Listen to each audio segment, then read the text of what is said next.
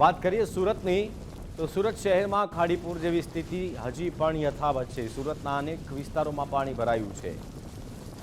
સણિયા હેમાદ ગામથી ગુજરાત ફર્સ્ટની ટીમનો ground report. ગળાડૂબ પાણીમાં સીમમાં આવેલ મંદિર છે સંપૂર્ણ પાણીમાં ગરકાવ થયું। સણિયા હેમાદ ગામ સંપૂર્ણ રીતે બેટમાં ફરવાયું હોય તેવી સ્થિતિ। વાહન વ્યવહાર અને રાહદારીઓ માટે માર્ગ બંધ થઈ ગયો છે। ગામની સીમમાં કેટલાક મકાનો અને દુકાનો પાણીમાં ડૂબ્યા છે। શહેરમાં ખાડીપુરની સ્થિતિ હજુ પણ યથાવત છે।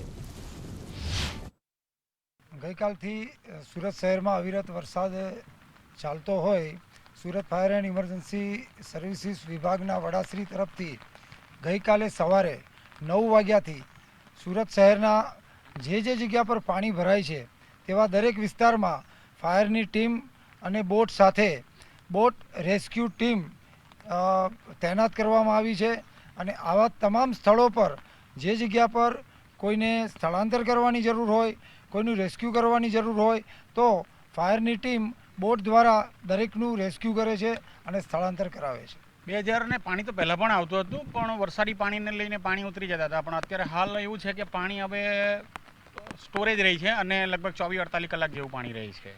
એટલે હવે સુરત મહાનગરપાલિકા દ્વારા જે કંઈ સફાઈ કામગીરી કરવામાં આવી છે, એટલે ગઈ જે સાટે જે રેલ આવેલી એ લગભગ 24 થી 36 કલાકમાં ઉતરી ગયેલા હતા પાણી। અને અત્યારે બી હાલ કાલે જે પાણીનું સ્તર હતું એનાથી આજે લગભગ 4 થી 5 ફૂટ પાણી સ્તર ચડેલું છે।